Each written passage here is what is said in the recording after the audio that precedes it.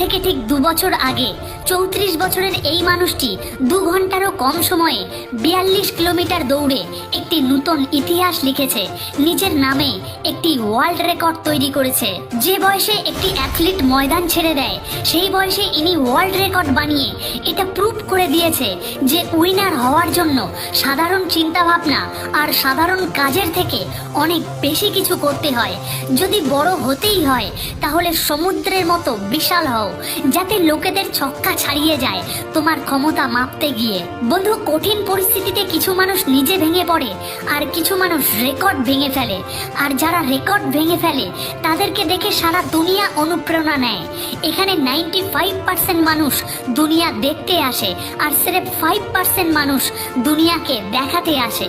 তোমার স্বপ্ন কি? দুনিয়াকে দেখা নাকি দুনিয়াকে কিছু দেখানো? কমেন্ট বক্সে এটা লিখে অবশ্যই জানিও। জানি সবাই এটা লিখতে আসবে না, কারণ সত্যি ভীষণ কঠিন হয়। জীবনে সবাই সফল হতে পারে না।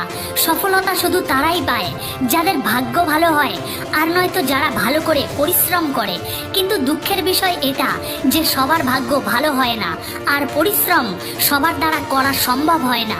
যদি স্বপ্ন থাকে তোমার কিছু পাওয়ার, কিছু হওয়ার, যেটা তুমি আজ পর্যন্ত হতে পারোনি,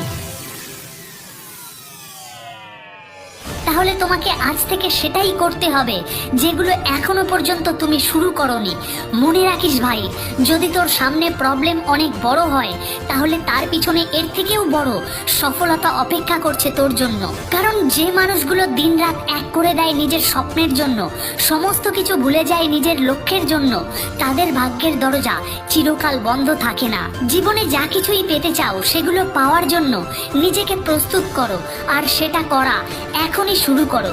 কখনো ভিড়ের মধ্যে নিজেকে হারিয়ে ফেলো না, তবে ভিড় জমে যাবে এরকম কিছু কাজ অবশ্যই করো।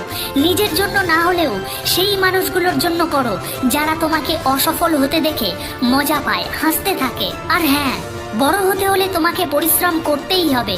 এই দুনিয়াতে এমন কোনো মানুষ নেই যার জীবনে কোনো সমস্যা নেই, আর না এখানে এমন কোনো সমস্যা আছে যার কোনো সমাধান নেই। কারণ লক্ষ্য সেটা যত দূরেই থাকুক না কেন, সেখানে পায়ে হেঁটে পৌঁছানোও সম্ভব। নিজের চিন্তা ভাবনাকে এতটাই উঁচু রাখো যে লোকেরা তোমার ভাবনাকে শুনে ভাবতে বসে যায়। পিঁপড়ে খুবই ক্ষুদ্র একটা প্রাণী, কিন্তু এদের সংকল্প মানুষের থেকে অনেক বেশি দৃঢ়। একবার যদি লক্ষ্য স্থির করে নেয়, তাহলে এদের পথে বাধা দিয়ে দেখো, এরা তোমাকেও টপকে বেরিয়ে যাবে। বন্ধু, গরম না মে মাসে থাকে না জুন মাসে, গরম তো আমাদের জেদের মধ্যে থাকে। আর এই জেদের মধ্যেও জীবন থাকা দরকার।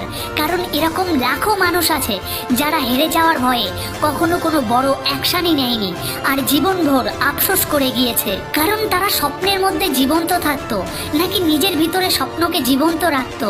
কারণ তাদের মধ্যে ভয় ছিল যে তারা হেরে যাবে না তো। আর এই ভয়ের সাথে জেতার একটাই উপায় আছে, এটাকে দেখা মাত্রই তুমি একে শেষ করে দাও। নিজের ভিতরে দীর্ঘদিন পুষে রেখো না ভয়। এর অর্থ দুটো দাঁড়ায়: 1, সবকিছু ভুলে গিয়ে ময়দান ছেড়ে পালিয়ে যাও। 2, সবকিছু সহ্য করো আর একদিন মাটি ফুঁড়ে আকাশে ওঠো। পছন্দ সেটা সম্পূর্ণ তোমার।